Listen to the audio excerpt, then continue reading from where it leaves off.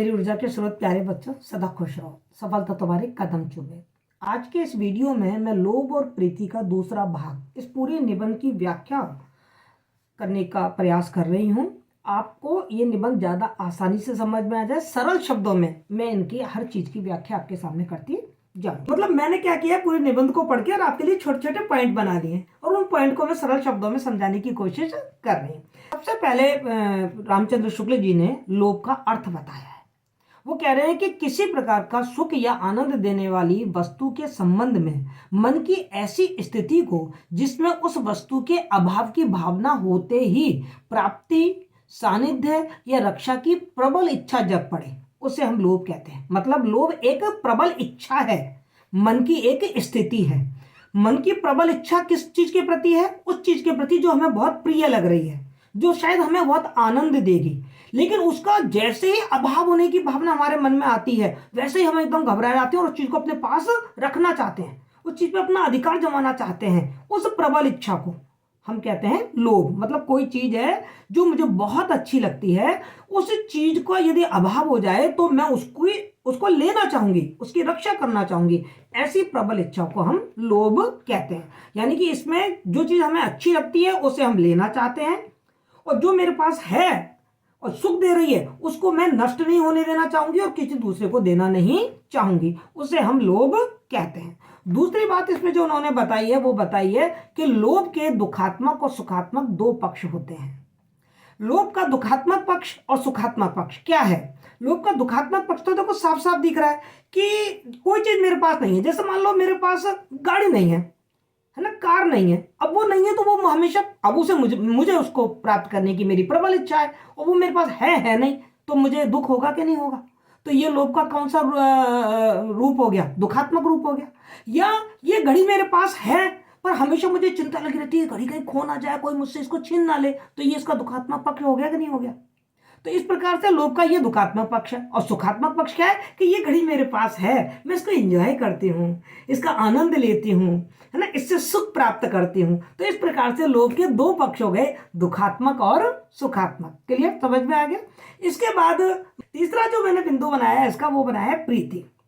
शुक्ल जी ने प्रीति का अर्थ बताया। प्रीति मतलब प्रेम, लव, उसका अर्थ बताया। वो कह रहे हैं किसी विशिष्ट व्यक्ति या वस्तु के प्रति जो लोभ होता है, और वो लोभ जब सात्विक रूप धारण कर ले तो उसे हम प्रेम कहते हैं। अब ये जो परिभाषा है देखने में बड़ी छोटी है, पर आप देखो, किसी विशिष्ट वस्तु या व्यक्ति के प्रति लोभ सात्विक रूप धारण कर ले। सात्विक मतलब कोई और मनोविकार पैदा ना हो, कोई असंतोष पैदा ना हो, उससे मेरे मन में कोई क्रोध या भय पैदा ना हो। ऐसा लोभ जो उस सीमा तक पहुंच जाए जब मेरे मन में कोई असंतोष नहीं हो रहा है, वो नहीं भी मिले तो अभी मैं दुखी नहीं हो रही हूं, मैं उसको नष्ट करने की कोशिश नहीं कर रही हूं, मेरे मन में कोई भय नहीं है।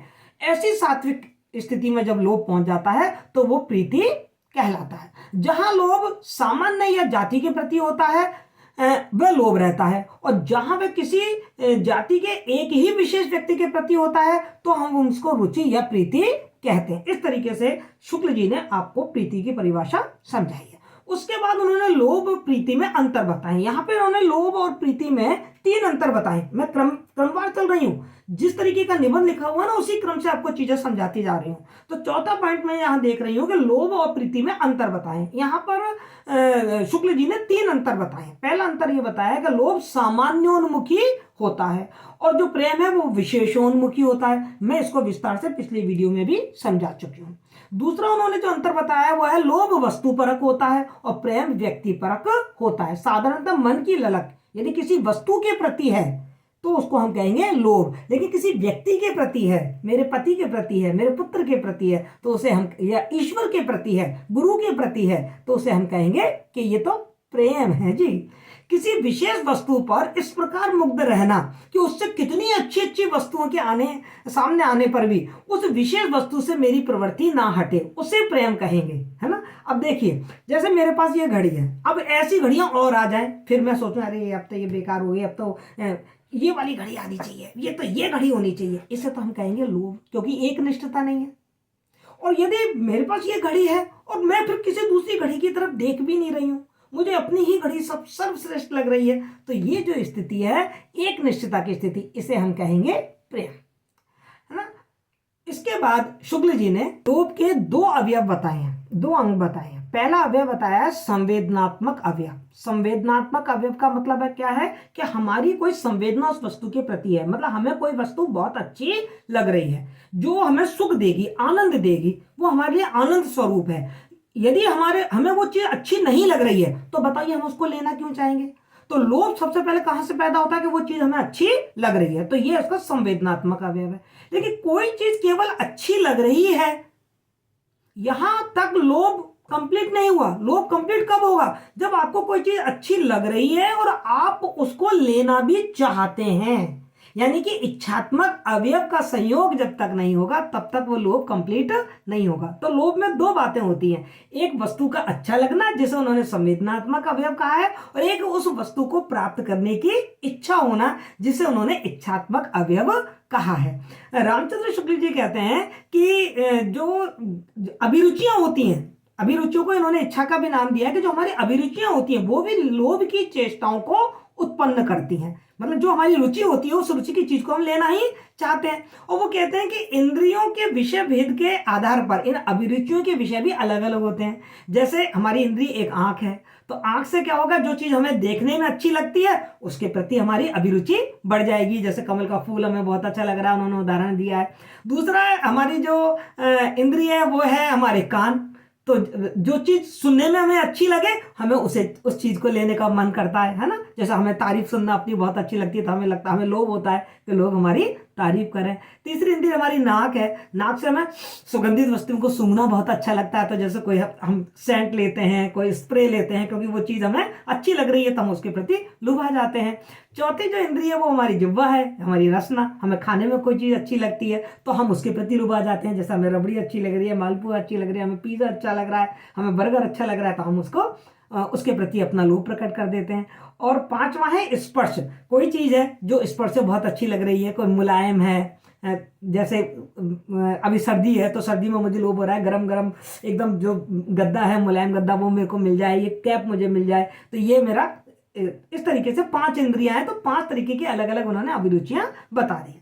पर शुक्ल जी कहते हैं कि एक ऐसी भी चीज है जिसमें ना रूप है, मतलब जो आंखों को इतना कोई लुभाता नहीं है उसका रूप, ना उसमें कोई रस है, ना उसमें कोई गंध है, ना कोई उसका स्पर्श इतना ऐसा है जो हमारे इंद्रियों को लुभा जाए, मतलब उसमें रूप रस गंध ऐसा कोई आकर्षण नहीं है। फिर भी लोग उस पर ऐसे टूटते हैं जैसे कौवा मांस पे भी नहीं टूटता होगा, जैसे भंवरे कमल पे भी नहीं टूटते होंगे। और उन्होंने चीज का नाम बताया है धन। शुक्ल जी कहते हैं वास्तव में जब हम लोभ की बात करते हैं ना तो सारी बातें तो अलग हैं, वास्तव में धन के प्रति जो हमारी प्राप्त करने की जो प्रबल इच्छा है उसी को ही हम लोभ के नाम से पुकारते हैं। तो वो कहते हैं कि जो और धन का संचय करने का ही लक्ष्य रहता है। उन्होंने बताया कि धन का संचय हम क्यों करते हैं, आगे जाके मैं इसको बताऊंगी, इसी निबंध में आगे बताया है कि व्यक्ति धन का संचय किन उद्देश्य से करता है। लेकिन यहाँ वो ये बता रहे हैं कि कुछ व्यक्तियों के लिए, जो लोभी व्यक्ति हैं, उनके लिए धन का संचय ही उनका जीवन का लक्ष्य बन जाता है। मतलब उनका मतलब ये नहीं है कि हमें धन से कोई सुख प्राप्त करना है, बस धन इकट्ठा हो गया, यही उनके लिए सबसे बड़ा लोभ है। मतलब उनके लिए जो साधन है वही साध्य बन गया है। और ऐसे लोग मैंने बहुत देखे हैं जिनको अपन कहते हैं ना मक्खी चूस, जो कंजूस लोग होते हैं, ऐसे बहुत सारे लोग होते हैं जो केवल धन को इकट्ठा करते रहते हैं, ना अपनी दवाई पे खर्च करेंगे, ना अपने खाने पे खर्च करेंगे, ना पीने पे खर्च करेंगे, ना पहनने पे खर्च करेंगे, बस धन जोड़ते जाएं। ऐसे व्यक्तियों को यहाँ पर उन्होंने इंगित किया है। आचार्य रामचंद्र शुक्ल जी स्थिति के भेद के आधार पर जो हमारी इच्छाएं हैं उन इच्छाओं को दो प्रकार की बताते हैं। पहली इच्छा है प्राप्ति या सानिध्य प्राप्त करने की इच्छा। प्राप्ति मतलब ये चीज मेरे को मिल जाए या ये चीज मेरे पास रहे, एक तो ये इच्छा। दूसरी ये कि दूर ना करने या नष्ट ना होने देने की इच्छा, कि जैसे ये घड़ी है तो ये मेरे से दूर ना जाए, ये नष्ट ना हो जाए, है ना। ये दो प्रकार की इच्छा है। और वो कहते हैं कि जो प्राप्ति और सानिध्य की इच्छा है इसको भी वो दो भागों में बांट रहे हैं। कैसे कि इस चीज से मेरा इतना संपर्क रहे, ये मेरे इतने पास रहे कि केवल मेरे पास रहे, किसी और के पास ना रहे। और दूसरी प्राप्ति और सानिध्य की इच्छा क्या है कि ऐसी इच्छा जिसमें और लोग भी साझेदारी कर सकते हैं, तो मुझे कोई बाधा नहीं होगी, मुझे कोई कष्ट नहीं होगा। तो इस तरीके से उन्होंने इच्छा को दो प्रकार से बांट दिया। पहली प्रकार की जो इच्छा है वो प्रतिषेधात्मक होने के कारण ज्यादा विरोध पैदा करती है।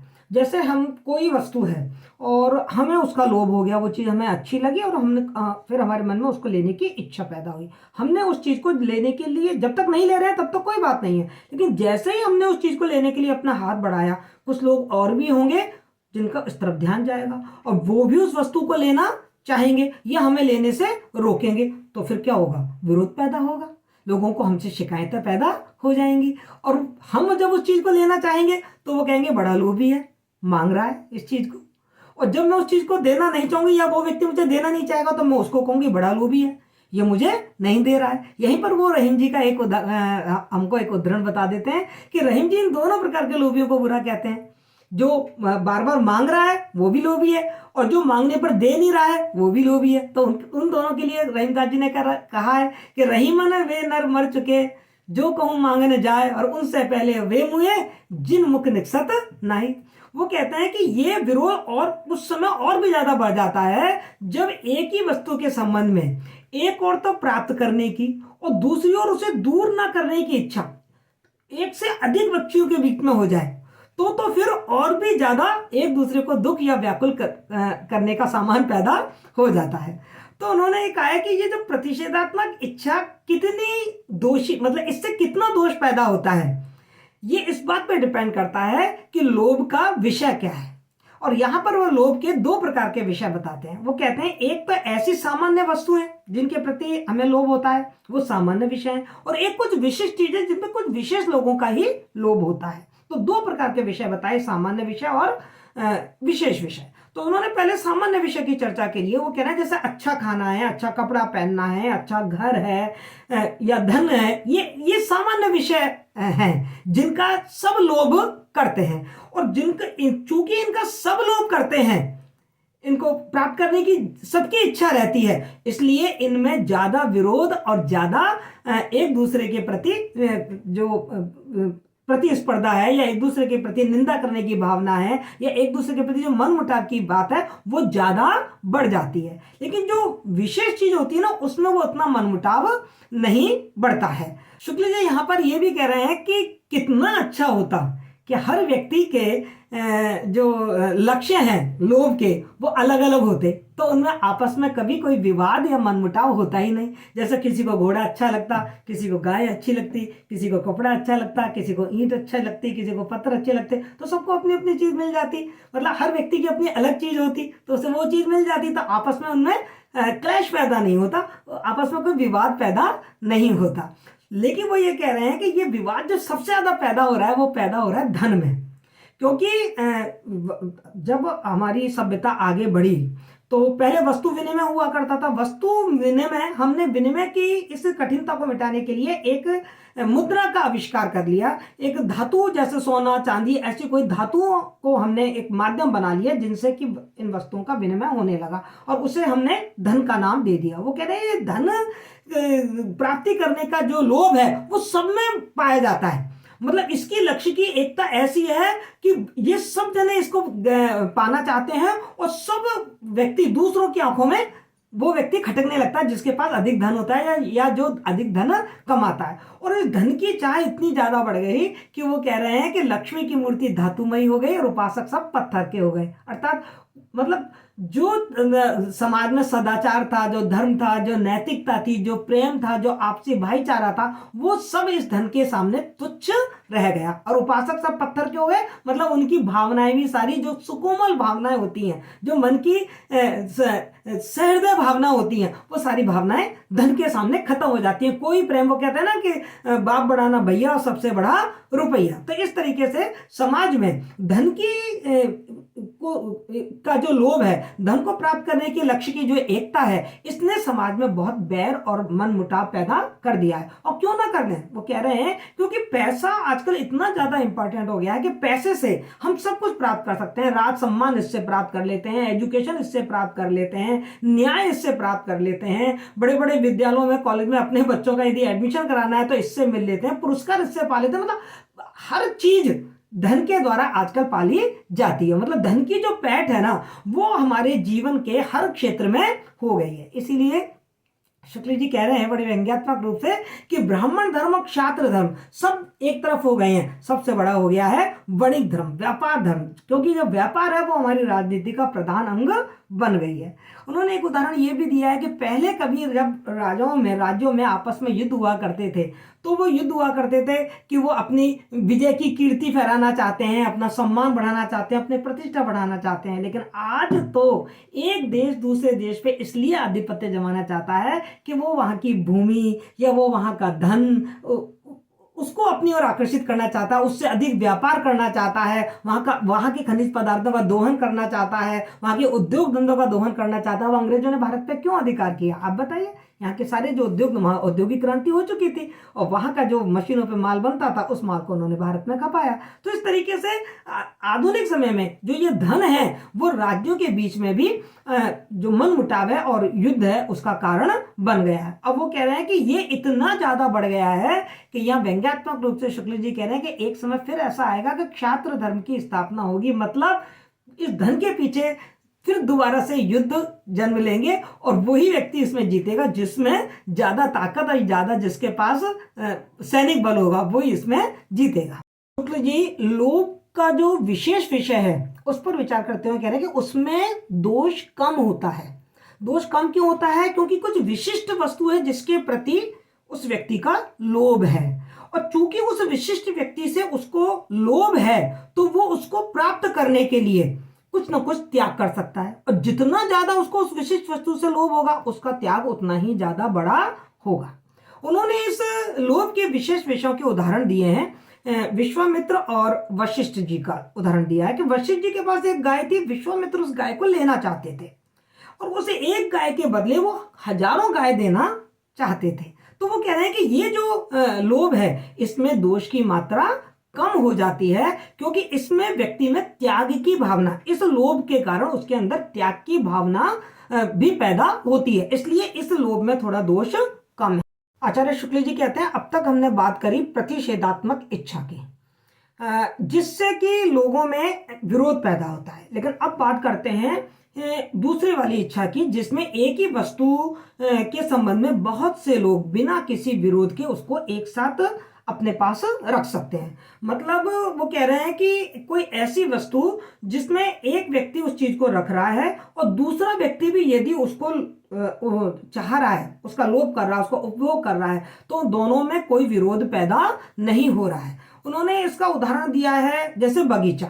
अब जो बगीचा है वो सब मुझे भी लुभा रहा है, मैं भी वहां पर सैर करने के लिए जाती हूँ और भी लोग आते हैं, तो मुझे उनसे कोई बैर नहीं है, उसमें मैं साझेदारी से उस लोभ को निभा रही हूँ। वहां के जो पेड़ पौधे हैं, वहां के जो फूल पत्ते हैं, उन सबको मैं भी देख रही हूँ और वो भी देख रहे हैं। तो मेरा लोभ दूसरे के लिए खटका नहीं बन रहा है, दूसरे के लिए कोई विरोध का कारण नहीं बन रहा है, या मैं दूसरे के लोभ में कोई बाधा पैदा नहीं कर रही हूं। तो इस तरीके से हम एक ही वस्तु पर कई लोग एक साथ सानिध्य या आधिपत्य रख सकते हैं। उसी तरीके से उन्होंने एक चीज और बताई है कि एक स्थिति ऐसी भी आती है लोभ की जहां एक इच्छा दूसरे की इच्छा की बाधक ना होकर बल्कि साधक बन जाए। मतलब एक वस्तु का लोभ रखने वाले बहुत से लोग बड़े सद्भाव के साथ एक जगह रहें, क्योंकि वो सब मिलकर अपनी उस लोभ की पूर्ति कर रहे हैं। उन्होंने उसके लिए उदाहरण दिया लुटेरे और जो डाकू होते हैं, वो ऐसे मिलकर कैसे रहते हैं, क्योंकि उनमें एक जने की इच्छा है धन कमाना, लेकिन जब तक दूसरा उसका साथ नहीं देगा वो धन नहीं कमाएंगे, सब मिलकर ही उस धन को लूट सकते हैं। तो इस तरीके से ये जो इच्छा है जिसमें एक ही वस्तु पर कई लोग मिलकर अपना अधिकार जमा सकते हैं और उसका लोभ पूरा हो जाएगा, लेकिन बीच में कोई विरोध नहीं रहेगा। यही शुक्ल जी स्थान के लोभ को देश प्रेम से जोड़ देते हैं। वो कहते हैं कि देश प्रेम किसी के अंतःकरण में उस स्थान के लोभ से अतिरिक्त और कुछ भी नहीं है। मतलब यदि मुझे उस भूमि से प्रेम है कि मैं इसको नहीं छोड़ सकता, यही देश प्रेम है। वो कह रहे हैं कि इस लोभ के लक्षणों से शून्य देश प्रेम कोरी बकवास है, कोरा फैशन है। यदि मैं अपने देश से प्रेम करता हूं तो यहाँ की भूमि से प्रेम करता हूं, यहाँ के खेतों से प्रेम करता हूं, यहाँ के पेड़ पौधे से प्रेम करता हूं, यहाँ की पर्वत नदी हर चीज से मैं प्रेम करता हूं। ये देश प्रेम की बात है। ये और यदि ये भूमि मुझसे छूटे तो मेरे दिल को दुख होगा कि हाँ मैं अपने देश से दूर जा रहा हूं, या फिर मुझे मजबूरी में अपनी इस भूमि से को छोड़कर कहीं दूर जाना पड़े तो मैं वहां बैठा बैठा इस भूमि को याद करके, इस स्थान को याद करके रोता रहूंगा। क्योंकि ये वाला लोग, आप ये भी इस तरीके से भी समझ सकते हैं कि हमारे जो बड़े बूढ़े बुजुर्ग लोग हैं वो अपने गांव को छोड़कर शहर कब आना चाहते हैं। कितनी बार उनसे कहते हैं कि चलिए अब आप हमारे साथ शहर में रहिए, लेकिन वो कहते हैं कि नहीं, हम हमारा तो ये गांव है, हम तो इसी यहीं पैदा हुए हैं, हमें तो यहीं की मिट्टी, हमें तो यहीं की पेड़ पौधे, हमें तो यहीं की जमीन, यही बिल्डिंग, हमने तो बड़ी मेहनत से ये मकान बनवाया है। तो ये क्या है, ये एक तरीके से देश प्रेम का एक लघु रूप ही तो है। तो इस तरीके से जो स्थान से प्रेम है वही वास्तव में शुक्ल जी ने उसको ही देश प्रेम कहा है। और उसी बात को उन्होंने कई तरीके से हमारे सामने समझाने की कोशिश की है। उन्होंने रसखान की लकटी और कामरिया का उदाहरण दिया है कि वो कहते हैं या लकटी और कामरिया पे राज तिहुपुर को तज डारूं। मतलब उन्हें कृष्ण से इतना प्रेम है, उनसे ब्रजभूमि से इतना प्रेम है कि वो ब्रज की जो भूमि है उस भूमि पर वो करोड़ों सोने के जो महल है ना, केत के कलदोत के धाम करील के कुंजन ऊपर वारूं। मतलब मैं करोड़ों जो सोने के जो महल है उनको भी ब्रज की भूमि के ऊपर वार दूंगा। ये ब्रज की भूमि के प्रति उनका प्रेम है, इस स्थान के प्रति उनका प्रेम है। वो कह रहे हैं कि ये जो देश प्रेम है वो कैसे पैदा होता है। तो वो कहते हैं देश प्रेम जो पैदा होता है तो इसके लिए सबसे पहली बात है परिचय, कि हमें उस देश से परिचय होना चाहिए। मतलब यदि मैं कह रही हूं कि मुझे अपने देश से प्रेम है तो मुझे मालूम होना चाहिए भाई कि मेरे देश का क्या क्षेत्रफल है, हिमालय कहां पर है, गंगा नदी कहां बहती है, मालूम होना चाहिए मुझे। पठार क्या है, केरल कहां है, हिंद महासागर कहां है, मुझे पूरी इस भूमि का परिचय होना चाहिए। कौन सी खेती होती है मेरे यहाँ, कैसे मौसम होते हैं मेरे यहाँ, मेरी जो देश है, देश की मेरी संस्कृति क्या है, देश का मेरा साहित्य क्या है, मेरे देश में कैसे लोग रहते हैं, किन किन जातियों के लोग रहते हैं, किन किन धर्मों के लोग रहते हैं, ये परिचय होना बहुत जरूरी है। इसी को ही हम देश प्रेम कहेंगे। जब हम अपने देश के बारे में ये सब चीज जानते ही नहीं है तो ये कोई बकवास है कि आप अपने देश से प्रेम करते हैं। दूसरी बात वो कह रहे हैं कि परिचय प्रेम का प्रवर्तक होता है। यदि आपको अपनी भूमि का परिचय है, आप अपनी भूमि के बारे में जानते हैं, आप जानते हैं अपने देश के बारे में, तो हम कह सकते हैं कि हमें देश का प्रेम है। बिना परिचय के प्रेम बिल्कुल भी नहीं हो सकता। यहां शुक्ल जी ने एक बड़ा बारीक सा व्यंग्य किया है कि कुछ ऐसे पढ़े लिखे बाबू हैं जिन्हें अपने देश के परिचय पे लज्जा आती है कि ये मेरा देश है। जैसे उन्होंने एक उदाहरण दिया है महुए का, कि जब मैं कह रहा था कि देखो महुए की कैसी खुशबू आ रही है तो उनके साथ चलने वाला बाबू कह रहा है महुए का नाम मत लीजिए, लोग हमें देहाती समझेंगे। बिल्कुल सही बात है। ऐसे कई उदाहरण हमको देखने को मिल जाएंगे कि लोग अपने परिचय को झुठला देते हैं। पढ़ लिख के आप बड़े साहब बन गए, अपने माँ बाप को पहचानना ही भूल जाते हैं कि ये मेरे माँ बाप है, कि भैया ये तो बड़े गरीब फटियाल दिख रहे हैं, तो वो उनका परिचय नहीं देना चाहते। तो इस तरीके से मतलब परिचय देश प्रेम का प्रवर्तक है, लेकिन बहुत से लोग तो अपने असली परिचय को ही जुटला देते हैं। यहां पर उन्होंने इस तरीके का एक व्यंग किया है। अब शुक्ल जी कहते हैं कि प्राप्ति और सानिध्य की इच्छा पे तो हमने काफी विचार कर लिया। वो कहते हैं अब विचार करते हैं रक्षा की इच्छा का। वो कहते हैं जो रक्षा की इच्छा है ना, ये भी दो प्रकार की होती है। पहली प्रकार की स्वायत्त रक्षा की इच्छा, यानी कि अपने अधिकार में, मेरे ही अधिकार में रहे, किसी और का अधिकार इस पर ना हो। और दूसरी है स्वयं निरपेक्ष रक्षा की इच्छा, अर्थात केवल बनी रहे वो चीज, मेरा उस पर अधिकार रहे या ना रहे, पर वो चीज सुरक्षित रहनी चाहिए। ये दो तरीके की जो रक्षा करने की इच्छा है वो शुक्ल जी ने बताई है। इसमें जो पहली प्रकार की इच्छा है, जैसे हम स्वायत्त रक्षा की इच्छा, जिसमें केवल अपने अधिकार की बात होती है कि मेरा ही अधिकार है, ये थोड़ी सी लोगों में, मतलब ये वाली जो इच्छा है ना, वो लोगों में विरोध पैदा कर देती है। जैसे उन्होंने एक उदाहरण दिया है कि कोई बहुत मीठे आम का पेड़ है और उस पर यदि कोई एक ही व्यक्ति अधिकार जमा के बैठ जाता है फिर तो दूसरे लोग उसका विरोध करते हैं। वो कहते हैं कभी कभी लोभ की कोई वस्तु ऐसी होती है जो सभी लोगों को सुख या आनंद दे रही है, तो सभी लोग मिलकर उस वस्तु की रक्षा करना चाहते हैं। जैसे मेरे दिमाग में एक उदाहरण आ रहा है कि जैसे हम अपने कॉलोनी को साफ सुथरा रखना चाहते हैं, ये हमारे लिए आनंद और सुख की अनुभूति कराती है, तो हम क्या करेंगे, सब मिलकर अपनी कॉलोनी की रक्षा कर रहे हैं, सब मिलकर। कोई मतलब चंदा कर रहा है तो एक सफाई वाला रख लिया, यदि कोई गंदगी कर रहा है तो उसको सब मिलके टोक रहे हैं। हमें कॉलोनी की रक्षा करनी है तो सबने चंदा किया और एक चौकीदार को रख लिया, एक माली को रख लिया जो हमारे हरियाली को देख रहा है। तो ये जो लोभ है, ये ऐसा लोभ है जिसमें सबको सुख मिल रहा है, सबको आनंद मिल रहा है, इसलिए सब जने मिलकर इसमें परस्पर मेल की भावना ज्यादा बढ़ जाती है। शुक्ल जी कहते हैं कि लोभ का सबसे प्रशस्त और सबसे उच्च जो रूप है वो है रक्षा मात्र की इच्छा का प्रवर्तक। मतलब कोई भी चीज है, हमारे मन में ये भाव रहे कि ये हमेशा सुरक्षित रहे, मन में ये वासना उत्पन्न ना रहे कि कोई चीज बनी रहे, चाहे वह हमारे किसी उपयोग की आए या ना आए, पर वो चीज बनी रहे।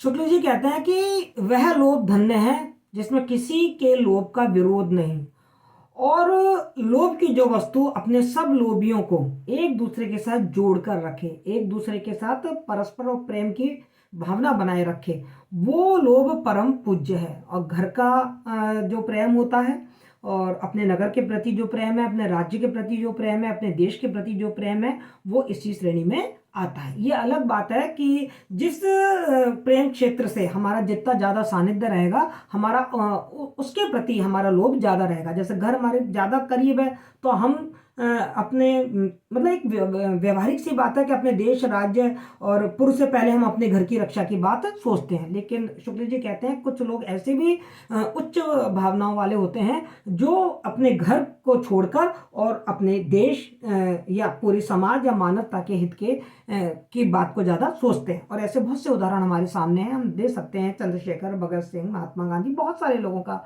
उदाहरण हम इस तरीके से देख सकते हैं। तो वो कह रहे हैं कि जिस व्यक्ति की आत्मा समस्त भेदभाव को भेद कर ऐसे उत्कर्ष पर पहुंच जाती है, जो सारे संसार की रक्षा करना चाहते हैं, जो संसार के हर कीट की, हर व्यक्ति की, हर वस्तु की रक्षा करना चाहते हैं, वो व्यक्ति महान है, वो लोग पूज्य हैं। और यदि कोई उनका विरोध करता है तो ऐसे लोगों को हम क्या कहेंगे कि वो लोक कंटक हैं, वो समाज के विरोधी हैं। तो इस प्रकार यहाँ पर जो आचार्य रामचंद्र शुक्ल जी हैं, उन्होंने हमको वस्तु पर रक्षा, वस्तु पर जो अपना अधिकार है, उसके उन्होंने दो रूप बताए। उनको स्पष्ट करते हुए ये कह रहे हैं कि जो भाव ऐसा होता है कि उस पर केवल मेरा ही अधिकार रहे, वो जो चीज, उसमें क्या भावना होती है कि जैसे कोई चीज ये इस पर केवल मेरा अधिकार रहे।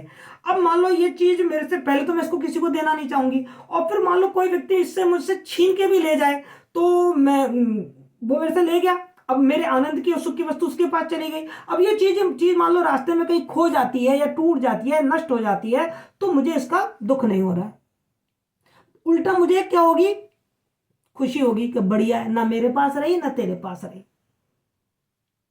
लेकिन जो दूसरे वाला रक्षा की भावना है, उसमें ये मेरा उसमें हित है या नहीं है, वो चीज मेरे पास है या मेरे पास नहीं है, वो मुझे सुख दे रही है या नहीं दे रही है, लेकिन जहां भी रहे वो बिल्कुल सही सलामत रहे। ये उच्च भावना का लोभ है, ये उच्च कोटि का लोभ है। यहाँ पे उन्होंने वो उदाहरण दिया है कि एक माँ का जो बच्चा है वो किसी दूसरी औरत ने चुरा लिया है, और वो कह रही है मेरा बच्चा है। दोनों लड़ती हुई राजा के पास जाती हैं, और राजा जब न्याय करता तो कहता है इस बच्चे के दो टुकड़े कर दीजिए, एक टुकड़ा इसको दे दीजिए, एक टुकड़ा इसको दे दीजिए। तो असली माँ तुरंत चीख पड़ती है कि नहीं, इसके दो टुकड़े मत करो, इस बच्चे को उसी के पास रहने दो। क्यों? क्योंकि वो उसको सही सलामत चाहती है, उसको नुकसान होते देखना नहीं चाहती है। तो इस तरीके से यहाँ पर इस वाले लोभ को उन्होंने उच्च और परम पूज्य माना है।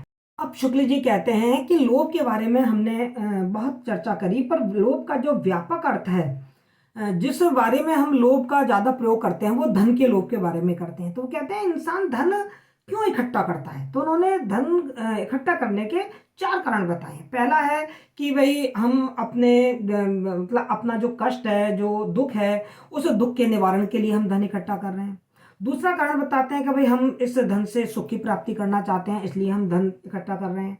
तीसरा कारण वो बताते हैं कि भाई लोग इसलिए धन इकट्ठा करते हैं कि भविष्य में मतलब हमारे कोई कष्ट आएगा तो उसका निवारण होगा, और मतलब कोई कष्ट की आशंका है या सुख का कोई अभाव हो जाएगा तब हमारे ये धन काम आएगा। और चौथा जो वो बता रहे हैं वो बिना किसी उद्देश्य भावना के केवल धन इकट्ठा करना है। मतलब जो मैंने पहले समझाया कि जब साधन ही साध्य बन जाता है, तो वो कहते हैं ये 3 प्रकार का जो कारण है वो तो जायज है, उसके लिए ये धन संचय किया जा रहा है तो उसमें उतना दोष नहीं है। लेकिन जो चौथे प्रकार का जो कारण है वो नाजायज है। उससे क्या होता है कि उससे असंतोष बहुत ज्यादा पैदा हो जाता है, और वो जो लोभ है उस लोभ को शुक्र जी उद्धत लोभ की संज्ञा देते हैं। वो कहते हैं कि ये उद्धत लोभ है, और उस उद्धत लोभ के वो 2 लक्षण बताते हैं। पहला लक्षण बताते हैं असंतोष, और दूसरा लक्षण बताते हैं अन्य प्रवृत्तियों का दमन।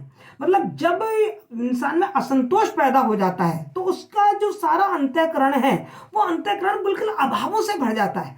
उसके जीवन में कोई सुख नाम की चीज ही नहीं रहती। जो उसके पास जो कुछ है वो उसका भी सुख नहीं उठा पाता, ना वो किसी और को देख के खुश होता है, ना सारे लोग उसको देख के खुश होते हैं, क्योंकि उसके जीवन में केवल धन संचय करना और हर चीज से असंतोष, मतलब उसके जीवन में कभी सुख आ ही नहीं सकता। यदि उसको 2 मिल गए तो उसको 3 की लालसा हो रही है, 3 मिल गया तो उसको 4 की लालसा हो रही है। मतलब उसकी जो इच्छा है वो दिन प्रतिदिन बढ़ती ही चली जा रही है, और असंतोष किसी को जीने नहीं देता। इसीलिए कहा गया है कि जब जीवन में संतोष आ जाता है तो जीवन स्थिर और सुखमय और आनंदमय हो जाता है। कहते हैं जब आवे संतोष धन सब धन दूर समान।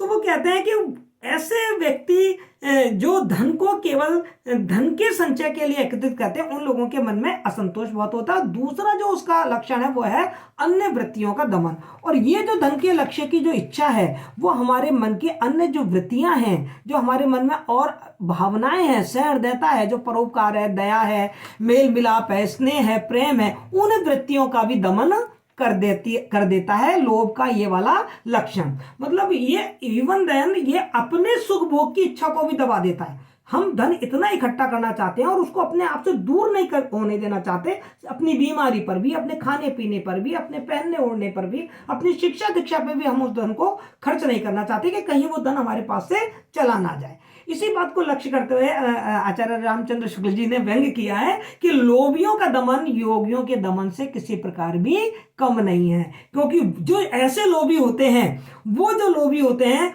वो अच्छी से अच्छी वस्तु के लिए अपने धन को छोड़ना नहीं चाहेंगे। वो बिल्कुल मक्खी चूसने से भी उनको घृणा नहीं है, उनको लोगों का खून चूसने से भी घृणा नहीं है। मतलब ऐसे जो लोभी हैं उनके लिए उन्होंने बड़ा किया है कि लोभी हो तुम्हारा, मतलब उन्हें किसी चीज पर क्रोध ही नहीं आएगा। उनका कोई मान सम्मान नहीं है, उनका कोई स्वाभिमान नहीं है, उन्हें कोई लज्जा नहीं है, ग्लानि नहीं है, बस धन रहना चाहिए, चाहे सब कुछ चला जाए। इतने बेशर्म हो जाते हैं वो लोग कि केवल धन उनके पास रहे। वो कहते हैं जो पक्के लोभी होते हैं वो लक्ष्य भ्रष्ट नहीं होते, और जो कच्चे होते हैं वो लक्ष्य भ्रष्ट होते हैं। इसका मतलब यह है कि जो वस्तु कोई व्यक्ति यदि किसी वस्तु के लिए खींचतान कर रहा है और क्रोध में आकर यदि उस वस्तु को उसने तोड़ दिया कि ले ना मेरे पास रहे ना तेरे पास रहे, तो वो फिर पक्का लोभी नहीं है, वो कच्चा लोभी है। इस तरीके से यहां तक आचार्य रामचंद्र शुक्ल ने हमारे सामने लोभ के अर्थ, लोभ के विभिन्न अवयव, लोभ इच्छाओं के प्रकार, उद्धत लोभ के लक्षण, उसके लाभ, उसके हानि, कब वो दोषपूर्ण हो जाता है लोभ, कब वो दोष रहित हो जाता है, ये सारी चीजें उन्होंने हमारे सामने समझाने की कोशिश की है। इसके बाद वो समझा रहे हैं प्रेम को कि प्रेम क्या है। तो जैसा कि उन्होंने पहले ही कह दिया कि प्रेम क्या है, कि यदि वस्तु के प्रति हमारी ललक है तो वह है लोभ, और यदि व्यक्ति के प्रति हमारी ललक है तो वह है प्रेम। और व्यक्ति के प्रति भी जो ललक है वो कैसी होनी चाहिए, एक निष्ठ होनी चाहिए, है ना। या वस्तु के प्रति भी जो ललक है वो एक निष्ठ हो। ये नहीं कि जब उसकी तरीके की कोई दूसरी वस्तु और सामने आ जाए तो उस तरफ से ध्यान हटकर हमारा उस दूसरी वस्तु की तरफ ध्यान चला जाए, तो फिर वो लोभ कहलाएगा। लेकिन यदि दूसरी वस्तु की तरफ हमारा ध्यान नहीं जा रहा है, उसी वस्तु से, उसी व्यक्ति से, विशेष से हमें हमारी इच्छा है, हमारा आकर्षण है, तो हमारी प्रवृत्ति उसकी तरफ है, तो वो प्रेम कहलाएगी। ये चीज उन्होंने बहुत अच्छी तरीके से समझा हमारे सामने रखी है। शुक्ल जी यहाँ बता रहे हैं कि किसी व्यक्ति का लोभ और किसी वस्तु के प्रति जो लोभ है वो कितना विलक्षण अलग है, कितना अलग है। मतलब व्यक्ति के प्रति जो लोभ है वो वस्तु के लोभ से कितना विलक्षण है, बहुत विलक्षण है। उसका वो पहला कारण बता रहे हैं और उसको उन्होंने नाम दिया है मन स्तब्ध का विधान। मन स्तब्ध के विधान का मतलब क्या है कि जो व्यक्ति किसी पर लुब्ध है, लुब्ध मतलब जो व्यक्ति किसी पर मुग्ध है उसके हृदय है, और जिस पर मुग्ध हुआ है उसके भी हृदय है, यानी कि मुग्ध और मुग्धा दोनों के ही पास हृदय है। तो दोनों के पास हृदय है तो व्यक्ति केवल बाह्य संपर्क नहीं रखना चाहता बल्कि वो उसके हृदय से जुड़ना चाहता है। इसलिए मनुष्य के साथ ये जो संबंध है जितना गूढ़ होगा, जितना व्यापक होगा, उतना वस्तु के साथ नहीं हो सकता। दूसरी विलक्षणता वो बताते हैं वो है चेतना का विधान। चेतना के विधान का मतलब यह है कि वस्तु में तो चेतना होती नहीं है, मतलब यदि मैं किसी वस्तु पे मुग्ध हूं तो इस वस्तु में तो चेतना है नहीं, पर यदि मैं किसी व्यक्ति पर मुग्ध हूं तो उसमें तो चेतना है। तो मैं क्या करूंगी कि मैं चूंकि उस पर मुग्ध हूं तो मैं उसको और अधिक प्रभावित करना चाहूंगी, उसकी चेतना को मैं और ज्यादा उद्भासित करना चाहूंगी। तीसरी बात उन्होंने बताई है तुष्टि का विधान। तुष्टि का विधान का मतलब यह है कि जो प्रेमी है वो सानिध्य के माध्यम से और ज्यादा एक दूसरे को तुष्ट करते हैं, एक दूसरे की जो इच्छा है, एक दूसरे के साथ रहने की जो इच्छा उसकी तुष्टि का विधान है। और चौथा जो उन्होंने विधान बताया वो बताया तुल्य अनुराग की प्रतिष्ठा। तुल्य अनुराग की प्रतिष्ठा का मतलब यह है कि दोनों पक्षों में एक दूसरे के प्रति अनुराग हो, तुल्य हो, दोनों में प्रेम की भावना है। और वो कहते हैं कि ये जो तुल्य अनुराग की जो प्रतिष्ठा है वो ही प्रेम का असली विकास है। तभी प्रेम को सफल माना जा सकता है जब दोनों हृदय एक दूसरे के प्रति समर्पित हो, दोनों हृदय एक दूसरे से प्रेम करते हो। इस तुल्य अनुराग की प्रतिष्ठा से ही प्रेम की सफलता आकी जा सकती है। जी कहते हैं कि लोभ प्रेम का जो संवेदनात्मक अवयव है वो दोनों में सेम है, एक सा है, अच्छा लगना। लोभी को कोई वस्तु अच्छी लगती है और उसको वो प्राप्त करने की इच्छा कर लेता है, लेकिन वो कहते हैं प्रेम में ये चीज और आगे बढ़ जाती है। मतलब कोई चीज अच्छी लगती है, कोई प्रिय उसे अच्छा लग रहा है तो वो ये चीज जानने की कोशिश करता है कि उसे भी मैं अच्छा लग रहा हूं क्या नहीं लग रहा हूं, और सूचना भी देना जरूरी होता है कि मैं उसे बहुत प्यार करता हूं। और उसको प्रभावित करने के लिए वो नए नए तरीके साधन अपनाता, प्रयास करता है जिससे कि वह अपने प्रिय को ज्यादा प्रभावित कर सके। जैसे जो श्रृंगार और आभूषण वगैरह वो इसी कैटेगरी में आते हैं, बहुत अच्छा लगना, बहुत अच्छी तरीके से बातें करना, तो उससे वो प्रिय को ज्यादा प्रभावित करता है। और जैसे ही प्रेमी को यह मालूम पड़ता है कि प्रिय भी उसकी ओर आकर्षित हो गया है, बस वो कहते हैं कि वहां वो लोभ खत्म हो जाता है, फिर वो प्रेम के आनंद में गोते लगाने लगता है। और फिर वो दोनों प्रेमी ऐसे हो जाते हैं कि दोनों के सुख दुख बिल्कुल एक हो जाते हैं, और दोनों प्रेमी एक दूसरे के सानिध्य में सुख और आनंद की अनुभूति करते हैं। और यदि वो अलग हो जाते हैं तो वही चीज उनको दुख देने लगती है जो चीजें पहले कभी उनको सुख दे रही थी। तो इस तरीके से दो हृदयों की जो अभिन्नता है ये अखिल जीवन की एकता के अनुभव का पथ का द्वार है, ऐसा शुक्ल जी ने बताया है। उन्होंने आगे ये भी बताया कि प्रेम के दो स्वरूप बताए, दो रूप बताए उन्होंने प्रेम के। एक प्रेम का एकांतिक रूप बताया है जो जिसे हम लोक बाह्य प्रेम भी कह सकते हैं, और दूसरा उन्होंने बताया प्रेम का रंजनकारी रूप जिसे हम लोकबद्ध प्रेम के रूप में जानते हैं। आचार्य रामचंद्र शुक्ल ने एकांतिक जो प्रेम है वो है जो बिल्कुल मतलब दो प्रेमियों को एक कमरे में ही बंद कर देता है। एकांत उनको उस दूसरी दुनिया से कोई लेना देना नहीं है, बस वो दोनों एक दूसरे के लिए हैं। उनके प्रेम का अन्य लोगों से कोई मतलब एक तरीके से पर्दा हो जाता है। तो वो कहते हैं कि ऐसा जो प्रेम है वो हमको जो फारसी जो साहित्यकार हैं, प्रेमी हैं, कवि हैं, उनमें हमें ऐसा एकांतिक प्रेम देखने को मिलता है। और जो लोकबद्ध प्रेम है वो कहते हैं कि वो लोक जीवन से संश्लिष्ट होता है, और वो प्रेम ऐसा होता है जो कि जीवन को आलोकित करता है और जो संसार के लिए बड़ा लोक कल्याणकारी होता है। और इस प्रेम में वो सीता और राम और सीता के प्रेम को भी शामिल करते हैं। उनका उदाहरण देके हमसे कहते हैं कि जो राम और सीता का जो प्रेम है वो केवल मिथिला या अयोध्या के महलों में या उनके बगीचों में नहीं बल्कि कर्म क्षेत्र में जाके वो प्रेम विकसित हुआ, उसका माधुर्य फैला। मतलब जब वो जंगल में जा रहे हैं तो पूरा जंगल राम सीता के प्रेम से पूरा रमणीय हो गया है, आकर्षक हो गया है। और उस इस लोक रंजन प्रेम में वो कहते हैं कर्तव्य की भावना भी बहुत बलिष्ठ हो जाती है। मतलब वहां पर जो प्रेम होता है वो कर्तव्य को भी प्रेरित करता है। जैसे कि कोई जो योद्धा होते हैं वो जब युद्ध में लड़ने जा रहे हैं तो जो वो अपना जो उनका युद्ध का जो जज्बा है उस जज्बे से वो अपनी प्रेमिका को भी प्रभावित करना चाह रहे हैं या उनके सुख के लिए, उनकी रक्षा के लिए वो युद्ध करने जा रहे हैं। तो इस तरीके का जो दूसरा जो प्रेम बताया, प्रेम का रंजनकारी और लोकबद्ध जो प्रेम है वो पूरे जीवन को आलोकित कर देता है और ये ही प्रेम का एक दिव्य रूप है। आचार्य रामचंद्र शुक्ल जी भक्त की परिभाषा भी दे देते हैं। वो कहते हैं कि दुनिया में ऐसे भी लोग होते हैं जो दुनिया की इतनी अच्छी अच्छी वस्तुओं को देखकर और ये कहते हैं मुझे इनसे क्या लेना देना, मतलब विरक्ति का भाव है। वो कहते हैं मैं उनको संयमी कह सकता हूं पर मैं उनको भक्त नहीं कह सकता। जो भक्त होता है वो लोक मंगल की भावना से प्रेरित होते हुए ही राम से अपना नाता जोड़ता है। शुक्ल जी प्रेम की पारस्परिक स्थितियों की बात कर रहे हैं जिसको वो सम और विषम प्रेम की बात कर रहे हैं। वो कहते हैं एक प्रेम ऐसा था कि एक व्यक्ति के प्रेम में दिल में तो वो उत्पन्न हो गया मगर सामने वाले के मन में कोई प्रेम नहीं है।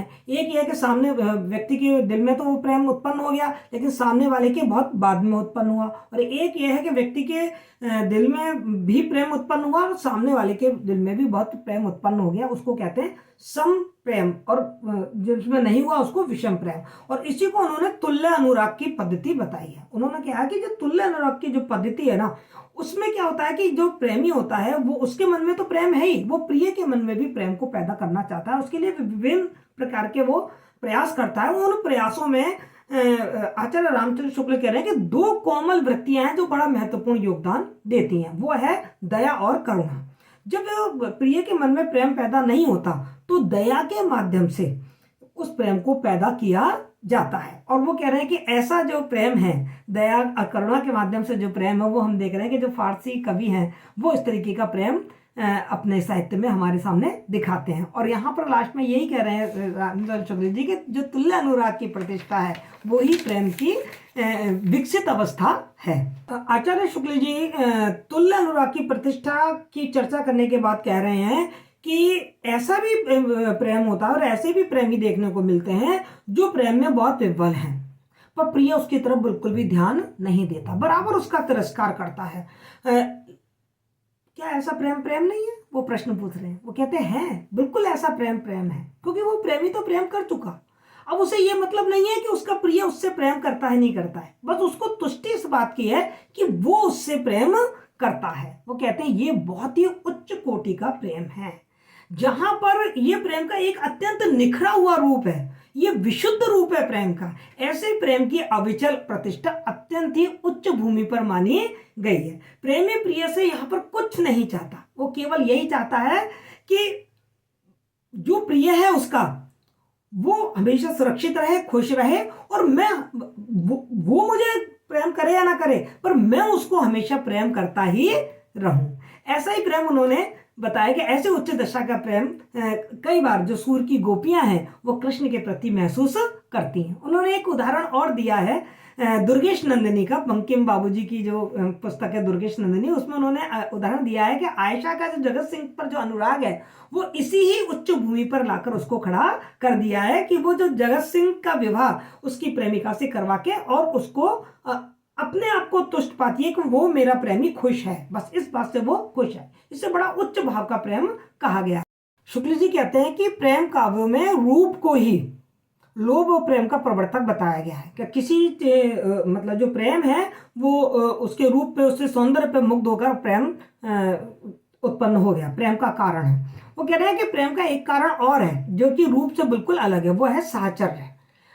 जहां देश प्रेम की बात बताई है वहां हम इस साहचर्य की बात को बहुत ही डिटेल से करके आए हैं। यहाँ उन्होंने एक उदाहरण दिया है कि कोई अरब व्यक्ति है जो रेगिस्तानी उसकी जन्मभूमि है और जहाँ रेती रेत है, गर्मी गर्मी है, धूल ही धूल है चारों तरफ, लेकिन यदि उस व्यक्ति को कश्मीर के हरे भरे मैदान में भी रख दिया जाए तो भी वो वियोग में रोया ही करेगा। क्यों? क्योंकि उससे तो अपने रेगिस्तान से सानिध्य उसके साहचर्य में रहा है, उसके सानिध्य में रहा है, तो उसे तो उसी की निकटता में रहा है, तो उसी की निकटता, उसी की याद उसको सताती रहेगी। वो कहते हैं ये जो प्रेम होता है वो बहुत ही स्थायी होता है। और साहचर्यगत जो प्रेम है उसकी उन्होंने एक विशेषता ये बताई है कि ये जो प्रेम हम जब साथ साथ रहते हैं तब तो अभिव्यक्त होता है, कभी कभी अभिव्यक्त होता है, लेकिन जब दूर हो जाते हैं तब तो ये प्रेम और ज्यादा उमड़ पड़ता है। ढोला मारू दुआ आपने पढ़े, ढोला मारू के वीर सलदेव रासो आपने पढ़ा, कि जब नागमती का वियोग आपने पढ़ा, कि जब वियोग हो जाता है, पद्मावती का वियोग आप पढ़ रहे हैं, तो जब वियोग हो जाता है तब तो ये साहचर्य का जो जन्य प्रेम है वो और भी ज्यादा उमड़ के पड़ता है। वो कहते हैं हमारे पिता पुत्र का, माता पिता का, बच्चों का, अपने मित्रों के साथ, पशु पक्षी का जो प्रेम है वो इसी श्रेणी में ही आता है। अंत में शुक्ल जी कहते हैं कि इस निबंध को खत्म करने से पहले मैं आपको प्रेम की एक विशिष्ट विलक्षणता के बारे में और बता दूं। वो ये कि ये एक ऐसा भाव है, मात्र एक यही ऐसा भाव है, लोभ और प्रेम ना, वही एक ऐसा भाव है जिसकी व्यंजना हंसकर और रोकर दोनों तरीके से की जा सकती है। इसी बात को उन्होंने सबसे पहले भी समझाया था, जब लोभ की बात बताई तभी भी उन्होंने समझाया कि सुखात्मक और दुखात्मक इसके दो पक्ष होते हैं, क्योंकि जब ये हमारे पास है तब तो हम आनंद प्राप्त कर ही रहे हैं, और जब ये हमारे पास नहीं है या प्राप्त वस्तु हमको नहीं मिल रही है तो फिर वो दुख की उद्भावना कर रही है। आचार्य जी कहते हैं कि साहित्यकारों ने इसी कारण से जो श्रृंगार है उसके दो पक्ष कर दिए, संयोग पक्ष और वियोग पक्ष। और वो कह रहे हैं कोई और ऐसा भाव नहीं है जो आलंबन के रहने पर, मतलब यदि वो चीज हमारे पास है तो हमारे मन में एक तरीके की मनोवृत्ति और चेष्टाएं पैदा कर रहा है, और जब नहीं है तो दूसरी तरीके की चेष्टाएं और मनोवृत्तियां पैदा कर रहा है। ये केवल एक प्रेम में ही होता है। इसलिए हमारे साहित्य में जो श्रृंगार है उसको रसराज कहा गया है।